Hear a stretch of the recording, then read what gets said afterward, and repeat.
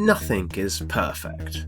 Pizza's bad for you, Pika Stralis weren't even that good at Mirage, and otherwise wonderful children sometimes get a job making YouTube videos, isn't that right, Dad? CS2 is obviously great, but like anything, it has its flaws. Now that it's no longer a beta, we think we can be a little bit more becoming about those flaws. Number 1. It is harder to run and is therefore a little bit less smooth. The game is more demanding, obviously, and most of us are getting far fewer frames per second, and that's with pretty solid PCs. When the bullets are flying and bodies are everywhere, it can get a bit stuttery. We're sure there's settings that we found that will help. The game isn't completely buttery smooth right now. We assume it's because of the FPS, but it could be to do with subtick, or those things could be related. We don't know yet. Mind you, we can't always easily tell how much our FPS has dropped because number 2 is the lack of net graph. We just want to see our FPS counter and an accurate ping counter along with all the other numbers that we, pretended to understand. It's a minor thing, but slightly frustrating. There's a few other commands missing too. Number 3 is the lack of left-handed mode. Apparently people use this mode. We think they're heathens, but it's a really bad thing for some people. In fairness, some of those will have limited vision in one eye or just feel more comfortable looking at that side of the screen, we guess. We just like Valve to add it, so they'll shut up, to be honest. Number 4 is the lack of, well, for want of a better word, stuff. While Wednesday night saw the full release of CS2, it doesn't really feel like a full release. There's modes missing that are in CSGO, like war games. Half the wingman maps are missing, quite a few important normal maps are missing, where is cash, and no retake mode just yet. A lot of people were hoping for a grand release. The skin nerds wanted a new case, other people wanted a new operation, some people just wanted to play Cobblestone, and nobody's fully satisfied just yet.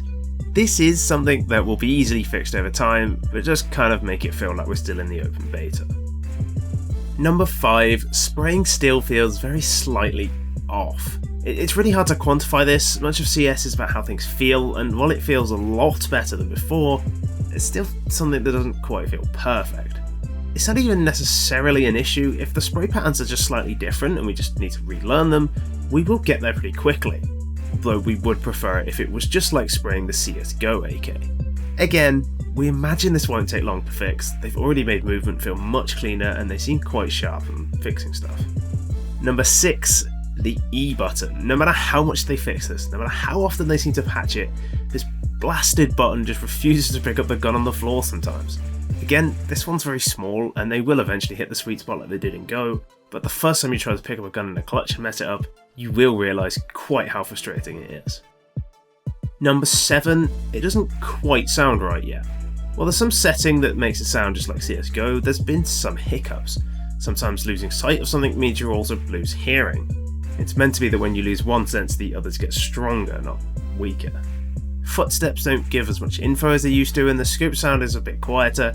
This combines to sometimes being completely blindsided by players you probably should have heard coming.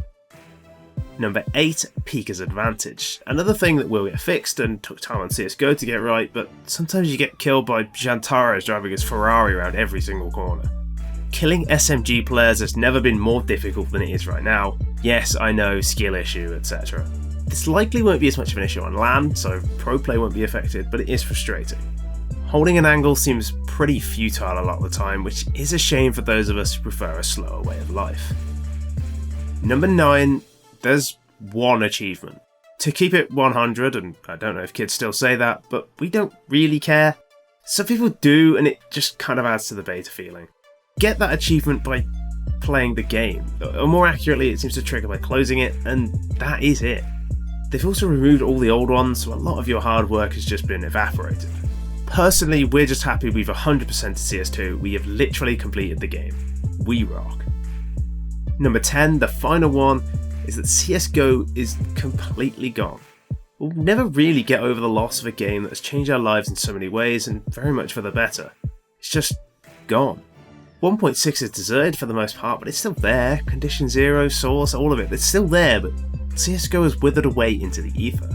We can't just go and play a game for nostalgia rush or just to test things out. We understand why it has to happen, but we're so incredibly sad to just see it disappear. CSGO is just gone, man. What are we supposed to do? While we've gone through the half-empty glass to find 10 things we're not 100% happy with, the overall feeling is still one of hope. We will always miss CSGO, but if anything can fill that hole, it's Counter-Strike 2.